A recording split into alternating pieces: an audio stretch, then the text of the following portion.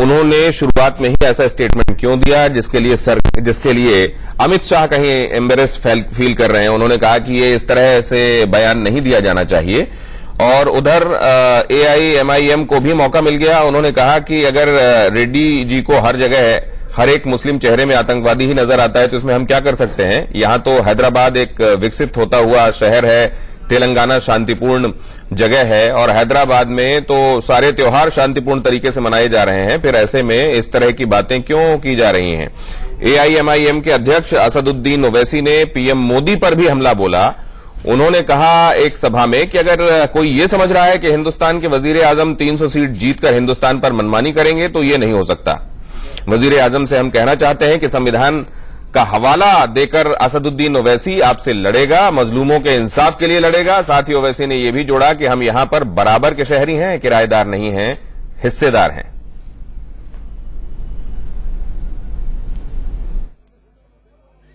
हिंदुस्तान का आईन आपको इजाजत देता है कि आप अपनी ताकत को बनाएं।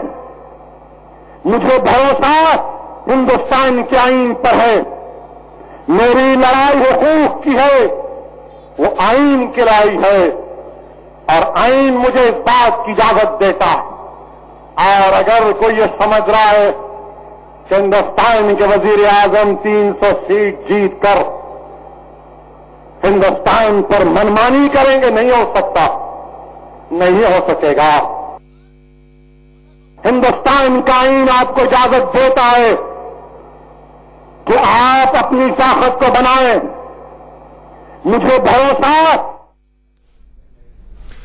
तो देश का सवाल यह है कि पहले एक अहम महकमे में राज्य मंत्री की जिम्मेदारी संभालने वाले एक जिम्मेदार रिप्रेजेंटेटिव को ऐसा क्यों कहना चाहिए। क्या इसके पीछे वाकई सब्सटेंस है, और अगर सब्सटेंस है तो फिर अमित शाह इस बात पर नाराज क्यों हो रहे हैं। पहला मुद्दा ये। दूसरा मुद्दा ये कि जब संविधान को प्रणाम करने के बाद ही सेंट्रल हॉल में अपने नए चुने हुए नुमाइंदों से, MPs से मुखातिब हुए थे नरेंद्र मोदी, उसके बावजूद ओवैसी को डर क्यों लगता रहता है। हम इस पर करेंगे चर्चा। हमारे साथ जुड़ेंगे खास मेहमान। यहां स्टूडियो में हमारे साथ जुड़े हुए हैं दीपक झा, जो कि कांग्रेस सिंपैथाइजर हैं। इसके अलावा हमारे chief political editor Manish Awasthi इस चर्चा का हिस्सा होंगे। हमारे साथ यासिर जिलानी होंगे, जो कि RSS मुस्लिम राष्ट्रीय मंच के नुमाइंदे हैं। और इसके अलावा हमारे साथ गुलरेज शेख साहब जुड़ रहे हैं, जो कि भारतीय जनता पार्टी के प्रवक्ता हैं। और हमें इंतजार है अतीकुर रहमान साहब का भी, लेकिन वो अभी हमारे साथ नहीं जुड़े हैं। सबसे पहले तो ये कि पहला मुद्दा, क्यों ये कहा जा रहा है कि हैदराबाद में आतंक की जड़ें हैं। हालांकि जस्टिफाई ये कह के करने की कोशिश की गई कि भोपाल में, बेंगलुरु में अगर कहीं कुछ होता है तो उसकी जड़ें हैदराबाद में मिलती हैं। हैदराबाद से हर 2-3 महीने में कुछ एक ऐसे लोगों की गिरफ्तारी होती है जो ये संदिग्ध होते हैं, या जिनको किसी न किसी इस तरह की घटना में मुलविस पाया जाता है।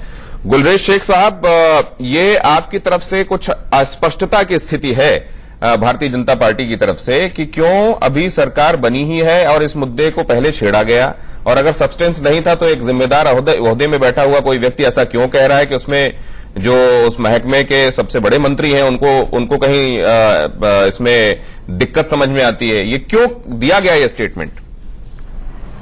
देखिए सर, जहां तक इस विषय की और स्टेटमेंट की बात है तो इस पर क्लेरिफिकेशन तो भारत सरकार का व्यक्ति, गृह मंत्रालय का व्यक्ति या एजेंसियों का व्यक्ति दे सकता है, परंतु मैं पार्टी की तरफ से बैठा हूं। और अभी आपने खुद ने बताया कि माननीय अमित शाह जी, जो कि गृह मंत्री होने के साथ साथ ये नहीं भूलना चाहिए कि भारतीय जनता पार्टी के अध्यक्ष भी हैं, और उनको यदि आपत्ति है तो वो बात समाप्त हो जाती है। परंतु आप ओवैसी जी के विषय में यदि बात करें तो मैं ये नहीं कहता कि वो आतंकवादी है, परंतु आप उनकी बोली देखिए, वह जिन्ना साहब से मिलती जुलती है। वो किस प्रकार से मिलती है, जो हिस्सेदार वो किराएदार की बात थी, ये तो टू नेशन थ्योरी की तरह की बात हो गई ना। हिस्सेदार और किराएदार की बात जब होती है, जब कोई झगड़ा हो आपस में, जब संवादहीनता हो, यहाँ का भारत का मुसलमान और भारत का हिंदू ये तो एक है, और ये घर है सबका, जो भारत माता का मंदिर है वो सभी का घर है। तो इसमें हिस्सेदार की और किराएदार की बात नहीं करना चाहिए। जहां तक इनकी बौखलाहट का विषय है, इनकी बौखलाहट इसलिए है कि माननीय नरेंद्र मोदी जी को देश के हिंदू ही नहीं मुसलमानों ने भी आशीर्वाद दिया, और भारतीय जनता पार्टी का पिछले बार 4.5% वोट था। अतीकुर रहमान साहब भी हमारे साथ जुड़ गए हैं, इस्लामिक स्कॉलर हैं, उनसे भी हम चर्चा कर सकते हैं। अतीकुर रहमान साहब, आज ये दो बातें सामने आई कि यहां पर हम भी बराबर के शहरी हैं, हम यहां पर कोई किराएदार नहीं हैं। असदुद्दीन ओवैसी ने एक बात तो ये कही, दूसरी उन्होंने ये कही कि अगर एक अहम महकमे में बैठा हुआ व्यक्ति ये स्टेटमेंट दे रहा है कि हैदराबाद में आतंक की जड़ें हैं तो हमें ये गवारा नहीं है। इन दोनों ही बातों को आप किस तरीके से देख रहे हैं?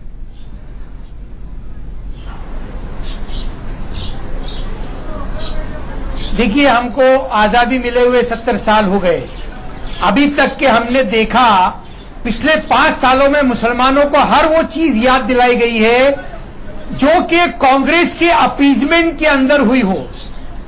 हम इंकार नहीं करते कि कांग्रेस ने मुसलमानों को या माइनॉरिटीज को अपीज किया। हमें आपत्ति इस बात के ऊपर है कि बीजेपी अब इतनी बड़ी सत्ता में आने के बाद भी, मेजोरिटी में आने के बाद भी, पूरे हिंदुस्तान को कांग्रेस के चश्मे से क्यों देखना चाहती है। आप माइनॉरिटीज के लिए क्या करना चाहते हैं, आप खुल के सामने क्यों नहीं आते हैं। ओवैसी साहब का एक एक अल्फाज में उसका समर्थन करता हूं, क्योंकि उसमें कोई छुपी हुई बात नहीं है। देखिए, हम बीजेपी को याद दिला रहे हैं हमारे आईन, यानी कि हमारा संविधान, हमारा लॉ, आप उसको वायलेट कैसे कर सकते हैं? नहीं, एक बात ये बताइए, एक बात ये बताइए अतीकुर रहमान साहब, अतीकुर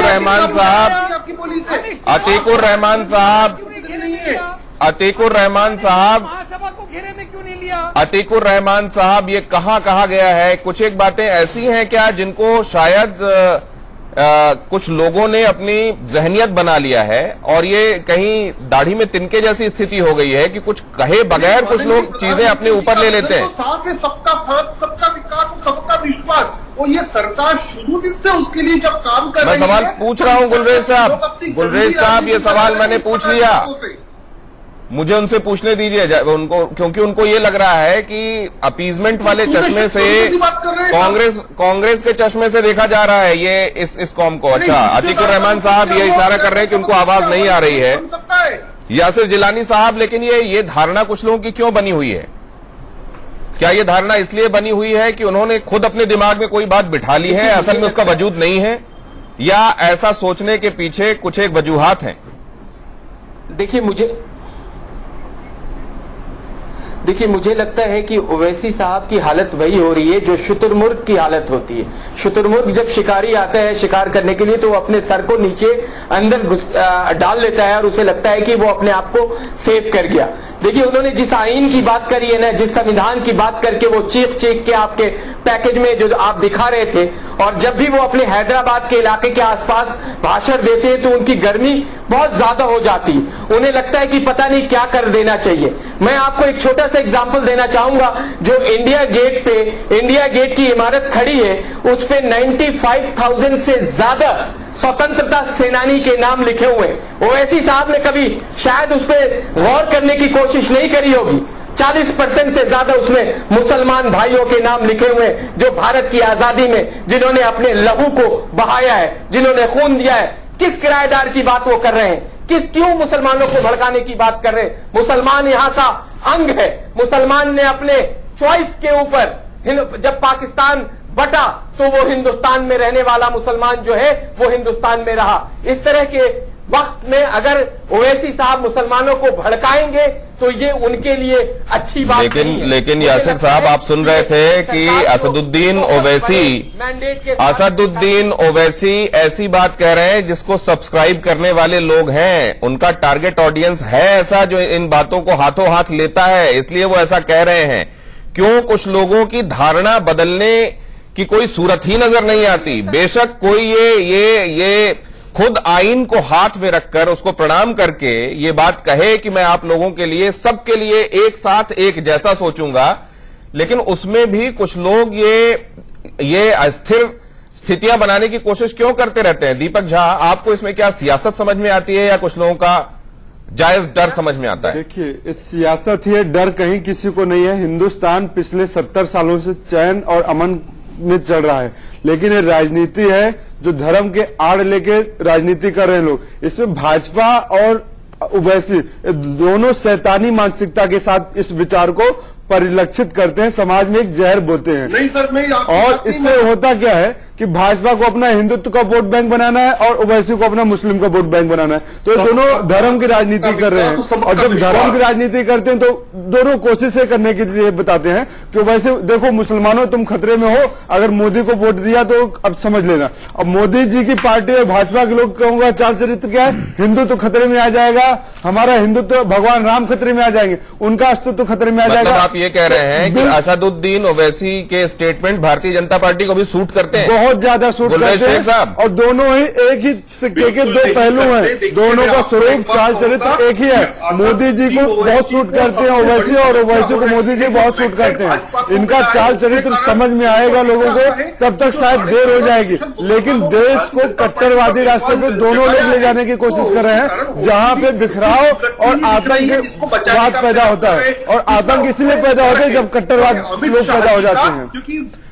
गुलरेज शेख साहब क्या बताएंगे, ये लोग कट्टरता की चरम पर पहुंचा रहे हैं देश को, राम के नाम पे नारे लगवाते हैं और गौरक्षक के नाम पे किसी को भी मार देते हैं, और ममता बनर्जी को ऊपर दोषारोपण कर देते हैं। तो तथा कथित राम भक्त और तथा कथित गौरक्षक, इन दोनों से हमारे देश को खतरा है। अगर इन लोगों ने यही चलते दिया, अगले 5 सालों में, आने वाले 5 सालों में देश एक हिंदू राष्ट्र बनने की बजाय एक कट्टर हिंदू बनेगा, और आतंक की जगह गुलरेज साहब इसके लिए गुंजाइश भी तो नहीं देनी चाहिए। देखिए, रेड्डी साहब को इस तरह का स्टेटमेंट भी तो नहीं देना चाहिए।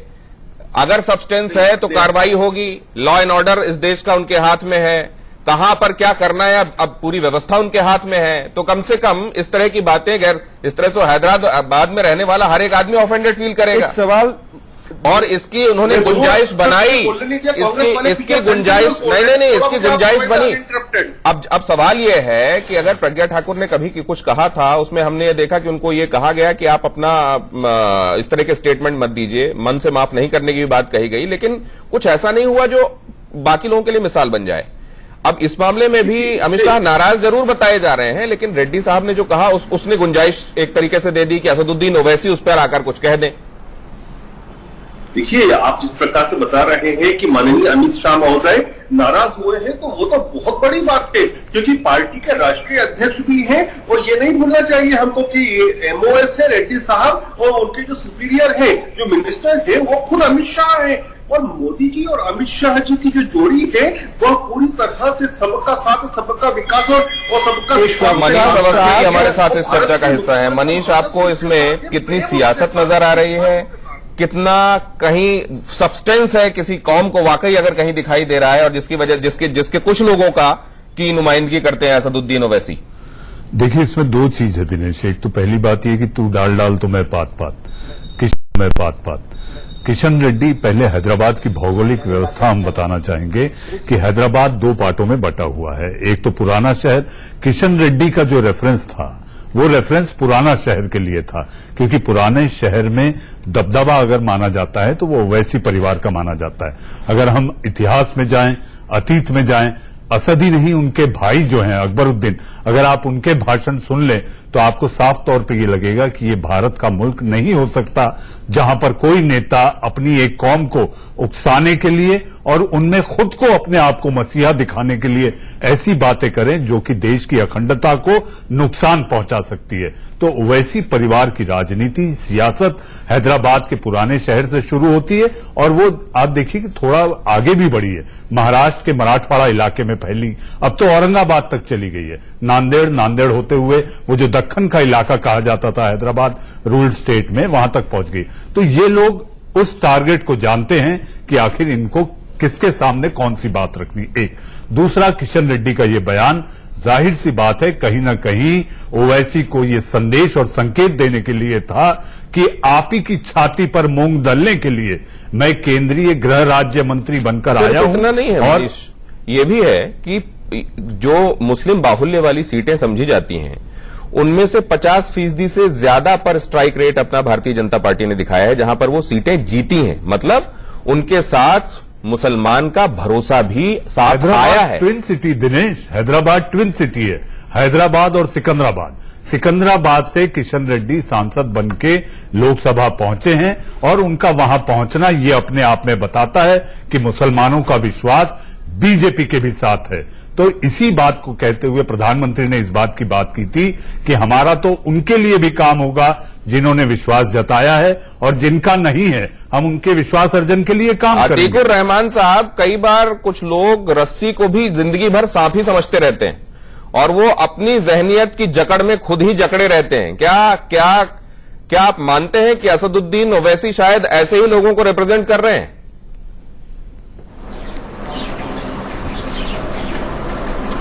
देखिए, मैंने कई डिबेट्स के ऊपर कहा है कि ओवैसी साहब की बहुत सारी बात, उनके भाई की बहुत सारी बातों का हम समर्थन नहीं करते हैं। अभी जिस बात की चर्चा हो रही है, एक सरकार जो कि बहुमत में आई है उसको संविधान का याद दिलाने में क्या गलती है?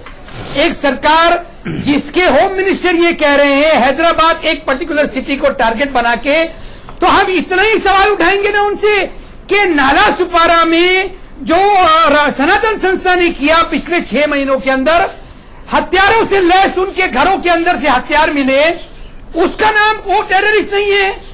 आरएसएस जो काम करते हैं हथियारों के साथ में, वो टेररिस्ट नहीं है। तो होम मिनिस्टर जब एक पर्टिकुलर कम्युनिटी को टारगेट करेंगे तो एक इतना बड़ा मुस्लिम लीडर ओवैसी क्या ये सवाल नहीं पूछ सकता है सरकार से? क्या स्टेटमेंट क्या था? स्टेटमेंट क्या था अतीकुर रहमान साहब? क्या कहा गया? रेड्डी साहब का स्टेटमेंट क्या था कि आतंक की जड़ें हैदराबाद में मिलती हैं? क्या उन्होंने ये कहा कि खराब था? आप बताइए क्या था वो? नहीं, आप ये बताइए कि आप कह रहे हैं कि उन्होंने जो स्टेटमेंट दिया उसमें ये कहा गया कि एक कौम के लोग टेररिस्ट हैं। उन्होंने ये कहा कि आतंक की जड़ें हैदराबाद में मिलती हैं। तो ये खुद पर आयद अपने आप कैसे समझ लिया गया कि तो हम ही को लेके कहा जा रहा है?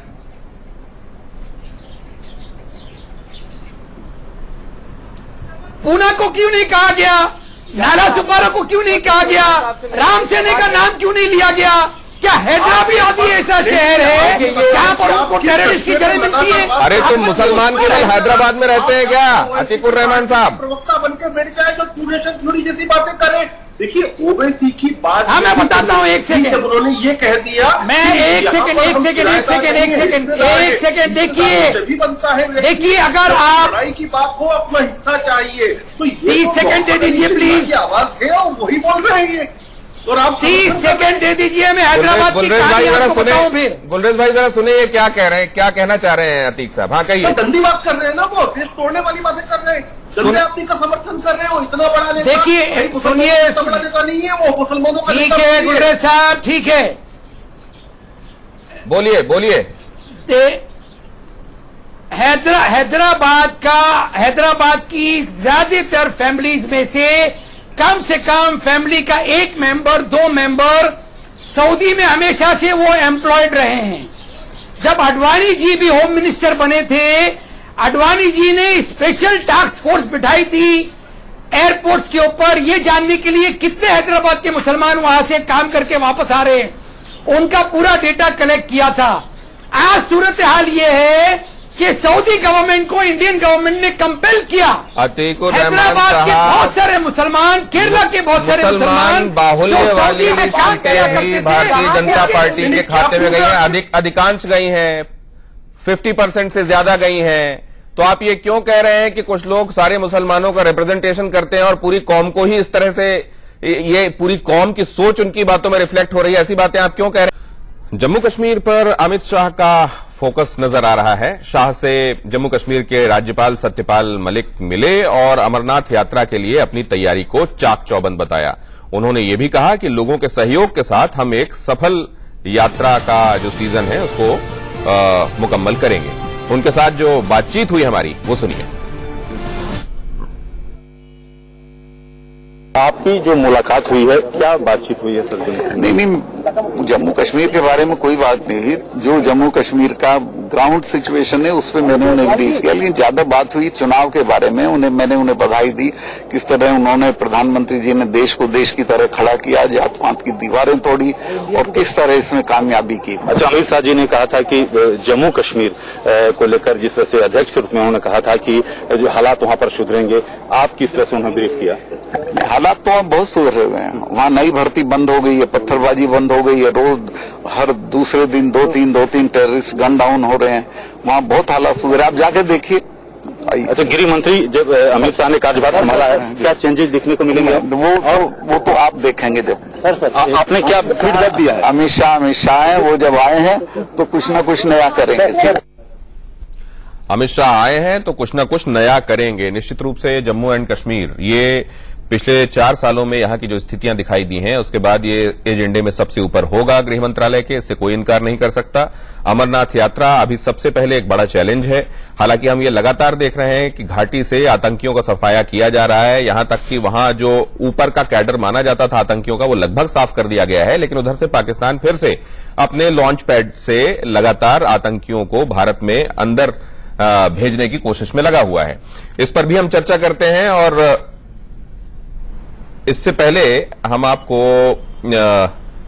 बहरहाल पहले हम इस चर्चा की तरफ बढ़ें, फिर आपको एक अहम खबर की तरफ ले जाते हैं। मनीष, ये जम्मू कश्मीर ओवरनाइट कुछ होता हुआ, निश्चित रूप से ये सत्यपाल मलिक कह रहे हैं कि उनके दिमाग में कुछ ना कुछ निश्चित रूप से होगा, वो आए हैं इस महकमे में तो अब कुछ नया वो करेंगे, लेकिन ये ओवरनाइट टेम की जाने वाली सिचुएशन दिख नहीं रही है। देखिए, एक रात में तो सब कुछ बदल नहीं सकता दिनेश, लेकिन जो संकेत के जरिए आज सत्यपाल मलिक का गृह मंत्री अमित शाह से मिलना, ये साफ तौर पे बताता है कि कश्मीर प्राथमिकता है। कश्मीर प्राथमिकता की जो वजह है वो ये भी है कि आरएसएस भी चाहता है कि एक अखंड भारत का जो संघ का सपना है वो ये सरकार पूरा करे। स्पष्ट बहुमत वाली सरकार है, मजबूत सरकार है। और अगर प्राथमिकता अगर बात की जाए, अमरनाथ यात्रा तो एक शुरुआत है, लेकिन प्राथमिकता यह है कि जम्मू कश्मीर में जो कश्मीर को लेकर एक कटाव महसूस होता है वो कैसे वापस ये बताया जाए कि ये भारत का अभिन्न हिस्सा है और रहेगा। और इसके साथ साथ वहां जो असंतोष फैला है वो असंतोष को दूर करने के लिए क्या क्या कदम उठाए जाएं, क्योंकि सत्यपाल मलिक ने, आपने कहा, इन्होंने ब्रीफिंग दी है। गृह मंत्री बनते ही आज उनसे मुलाकात करना ये साफ बताता है कि कश्मीर से कन्याकुमारी तक भारत एक है। और खासकर जो संघ का सपना है, अखंड भारत में संघ मुख्यालय में, दिनेश मैं 10 सेकंड और कहना चाहूंगा हमारे दर्शकों के लिए, संघ मुख्यालय में जो भारत का नक्शा है, जो मैंने एक बार इंटरव्यू करने गया था, देखा था, तो वो अखंड भारत में जो पीओके है वो भी भारत का हिस्सा है, ये नक्शा है। तो मुझे ऐसा लगता है प्राथमिकता के तौर पर इस सरकार के लिए कश्मीर में अमन, चैन, शांति बहाली और उसके साथ साथ भारत का जो सपना है वो सपना पूरा करने का सपना है। यही यासिर जिलानी साहब, लेकिन अगर ऐसा है तो ये असल में ये नक्शा ही कुछ लोगों के जहन में चस्पा हो गया है, खटकता है, और उस वजह से भी शायद अमन और शांति की तरफ जाने वाले कदम कहीं पीछे हट जाते हैं या भटक जाते हैं। इसके लिए आप लोग क्या सोच रहे हैं? क्योंकि 370 और 35A मैनिफेस्टो में अगर इसका जिक्र है, कल हमने देखा कि कैसे मोदी साहब ने आते ही किसानों के संदर्भ में अपनी बातों को न सिर्फ लागू किया बल्कि ये भी बताया कि मैनिफेस्टो में हमने कहा था, ये देखिए हमने पहले ही दिन इस बारे में कुछ फैसले भी ले लिए। 370 और 35A को लेकर किस तरह, क्योंकि आरएसएस से निश्चित रूप से बातचीत होती होगी, क्या कहा गया है, कितने दिनों के लिए इसमें ब्लूप्रिंट में क्या लेकर चला जा रहा है? देखिए, आपको मैं एक चीज बता दूं, क्योंकि अब एक नए भारत का उदय हो चुका है। एक नए भारत में हम लोग आगे बढ़ने की कोशिश में जो को लगी हुई है कोशिश, उसमें कामयाबी मिलेगी। और मैं खास करके कश्मीर को लेके जो बात चल रही है, मैं आपको बताऊं, चाहे वो साउथ कश्मीर का अनंतनाग हो या श्रीनगर हो या तमाम आप जम्मू से लेके कश्मीर तक के पार्ट देख लें, वहां की जो ग्राउंड रियलिटी है, वहां के नौजवान चाहते हैं कि उन्हें रोजगार मिले, वो बिल्कुल अब नहीं चाहते हैं कि जिस तरीके से उनको दहशतगर्दी में मुलविस किया जाता था, कुछ वहां के जो लोग जो दहशतगर्द में पहले से मौजूद हैं, दहशतगर्दी के साथ खड़े हैं, उन लोगों के साथ अब उनका कोई तालमेल नहीं बैठ रहा है, क्योंकि नौजवान चाहता है उसके पास रोजगार हो, असल में हम ये जानने में और वो कश्मीर में देखिए आज दूसरा दिन है सरकार का, और दूसरे दिन में जी दिन कहां से 5 साल हो गए। 5 साल भी तो इसी सरकार ने इसके पहले राजकाज चलाया है। तो हम ये जानना चाहते हैं गुलरेज साहब कि तो आप देखिए को लेकर गुलरेज साहब के पास चलते हैं। आपसे हमने सुना यासिर साहब की क्या है, हम ये जानना चाहते हैं कि क्या क्योंकि लोग ये समझते हैं कि ये एकदम टाइट रोप वॉक है भारतीय जनता पार्टी की सरकार के लिए जम्मू कश्मीर को टैकल करना, कैसे आगे बढ़ा जाएगा? नहीं, निसंदेह कश्मीर का विषय बड़ा विषय है, और पिछली सरकार की हम यदि बात करें तो उसमें हमने सब कुछ करके देखा, यहाँ तक कि पीडीपी जैसी गंदी पार्टी के साथ भी हमने कश्मीर में शांति स्थापित करने के लिए गठबंधन करके देखा, लेकिन वो नहीं हो पाया, इसलिए हम उससे बाहर निकले। गंदी पार्टी बता रहे हैं गुलरेज जी, इसका मतलब है कि आप कोई भी गंदा काम कभी भी कर सकते हैं, आपके शब्दों से जाहिर होता है। अभी आपका सुनने क्या उनका मन मुताबिक बात नहीं बनी तो आप अलग हो गए। आप ही बोले, मैं चुप हो जाता हूँ। नहीं, चुप होने वाली बात नहीं, आप चुप रहिए तो ज्यादा बेहतर रहेगा, क्योंकि देश को जवाब देने के उसमें आप है नहीं। आप कहते हैं गंदी पार्टी और समझौता करके आपने सरकार चलाई उनके साथ, तो बताएंगे पिछले 5 सालों में ज्यादा से ज्यादा आतंकवादी नहीं मारे गए, ज्यादा से ज्यादा वहाँ जन सामान्य लोग मारे गए, ज्यादा से ज्यादा सैनिक मारे गए। दीपक, आप उनकी एक बार बात पूरी हो जाने दें, उसके बाद आप अपना पक्ष रखें तो दोनों को सुनने में सहूलियत होगी। जी देखिए, हमने सब कुछ करके देखा है, और अभी अमित शाह जी का गृह मंत्री होने का मतलब है रिलायबिलिटी, मतलब है क्रेडिबिलिटी, मतलब है एक्सपीरियंस। राजनाथ सिंह साहब से उनका क्रेडिट ले रहे हैं क्या? नहीं, मुझे बोलने दे, आप नहीं बोलने देना चाहते हैं क्या? तो मैं चुप हो जाता हूँ। नहीं, गुलरेज साहब, हम ये कह रहे हैं कि अमित शाह के आने के बाद सिनेरियो को एकदम अलग क्यों परसीव किया जा रहा है? क्योंकि राजनाथ साहब भी जब एक बड़ी ब्रीफिंग साथ में लेकर ही काम कर रहे हैं। विषय है ना सर, जम्मू एंड कश्मीर का जो विषय है, राजनाथ सिंह जी रक्षा मंत्री और अमित शाह जी गृह मंत्री, इन दोनों का जो समीकरण है वह ही जम्मू कश्मीर की स्थिति को हल करेगा। हमको नहीं भूलना चाहिए कि वहां पर दोनों मिनिस्ट्री परस्पर चलती है, तभी शांति स्थापित हो सकती है। क्योंकि एक तरफ मिनिस्ट्री ऑफ डिफेंस है जिसको बॉर्डर भी देखना है और सेना की भी साहब, हमारा सवाल एकदम सीधा सा था आपसे कि राजनाथ सिंह साहब ने भी तो कोई कोर कसर नहीं छोड़ी गृह मंत्री होने के नाते, लेकिन अमित शाह साहब के आने से ये ऐसा क्या रेडिकल चेंज आप देख रहे हैं? क्या एकदम ड्रास्टिकली बदलेगा, ये समझने की कोशिश हम कर रहे हैं। राजनाथ सिंह साहब ने क्या कसर छोड़ दी जो आपको लगता है कि अमित शाह साहब आने के बाद वो सब बदल जाएगा? नहीं, राजनाथ जी ने कसर नहीं छोड़ी थी, लेकिन अभी उस चीज को और आगे ले जाया जाएगा। और अब जो है ना, ये 1+1 की जोड़ी है जम्मू कश्मीर के लिए, एक अमित शाह जी और एक राजनाथ सिंह जी, डिफेंस मिनिस्टर और गृह मंत्री के तौर पर।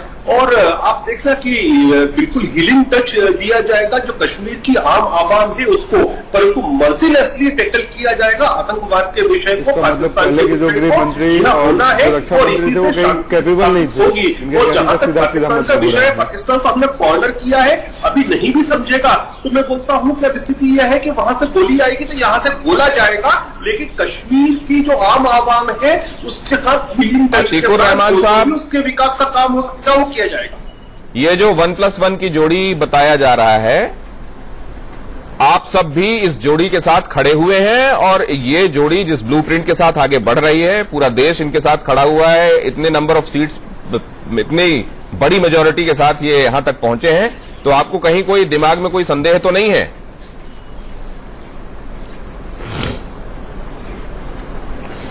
देखिए, संदेह अगर है तो उसकी कुछ वजह है।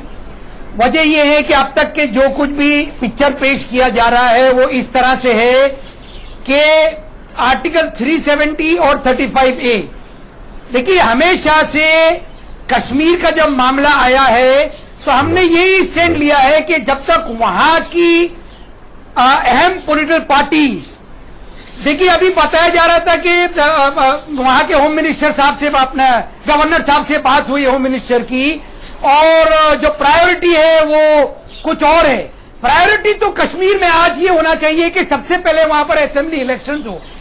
असेंबली इलेक्शन में एक मजबूत सरकार वहां पर बनाई जाए और उस सरकार के समर्थन के साथ में सेंट्रल गवर्नमेंट काम करे। कश्मीर का मसला बहुत आसान नहीं है। देखिए, कश्मीर का मसला पिछले 5 सालों में और इतने और सालों के अंदर पेचीदा से पेचीदा होता चला जा रहा है। जब ऐसे लोग जब तक कि सेंट्रल गवर्नमेंट इंडिया की या कि स्टेट गवर्नमेंट के साथ में कंधे से कंधा मिला के काम नहीं करेगी, जब तक कोई सोल्यूशन नहीं निकलेगा। प्लस 37, 35A और आर्टिकल 370 के साथ छेड़छाड़ कश्मीर के लिए बहुत बड़ा मुद्दा है।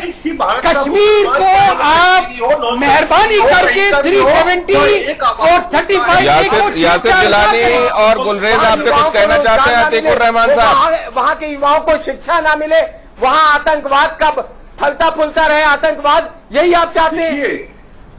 मैं बड़ी स्पष्टता स्टेट गवर्नमेंट वहां पर होनी जरूरी है। इलेक्टेड स्टेट गवर्नमेंट का होना जरूरी है। क्या बोलूं मैं?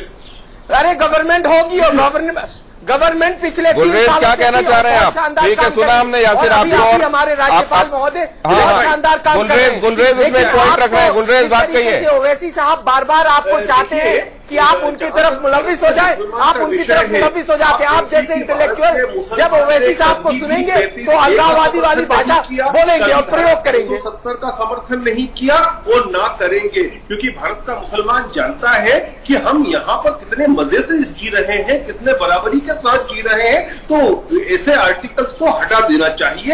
ये भारत के आम जन की, आम हिंदुस्तानी की, चाहे वह हिंदू हो या मुसलमान हो, उसकी यही मानसिकता है। जहां तक गवर्नमेंट की मर्जी के बगैर आप ये काम नहीं कर सकते हैं। जिस प्रकार ये बात कही जा रही है, स्टेट गवर्नमेंट की मर्जी के बगैर सेंट्रल गवर्नमेंट ये काम नहीं कर सकती है। चाइना चैलेंज है और उसके बाद ये आने वाले फॉलोइंग स्टेप्स हैं। ये बाय बाय कहने वाले हैं 370 और खत्म हो रहा है। कश्मीरियत को अगर बचाना है तो दोनों धाराओं को खत्म करना होगा। कश्मीरियत को जिंदा रखना है तो 370 और 35 डॉक्टर गुलरेज, दिनेश आपने जो कहा कॉन्फिडेंस बिल्डिंग के साथ ये बात हो, तो सरकार पहले यही कोशिश करेगी कि पहले कॉन्फिडेंस बिल्डिंग हो और उसके बाद एक एक कदम आगे बढ़े। ऐसा नहीं है कि संकल्प पत्र में जो लिखा गया है वो सीधे तौर पर कल से लागू किया जाए या उस पर फैसला लिया जाए। मन बना लिया गया है। ये मुझे ऐसा लगता है कि कॉन्फिडेंस बिल्डिंग के बगैर सरकार करना भी नहीं चाहेगी। कश्मीर को अस्थिर करने का मतलब होता है देश अस्थिर होता है, और किसी भी सूरत में एक मजबूत सरकार ऐसा कभी नहीं कर सकती जब तक कि वहां की आवाम को साथ लेकर, उनको साथ बिठाकर, बताकर, समझाकर कि ये उसका फायदा ले सकते हैं और इससे देश मजबूत और कॉन्फिडेंस बिल्डिंग, और उसके बाद जो बड़े मुद्दे हैं उनकी तरफ सरकार को कदम बढ़ाने चाहिए। एक छोटे से ब्रेक के लिए रुकेंगे, हाजिर होते हैं देश का सवाल।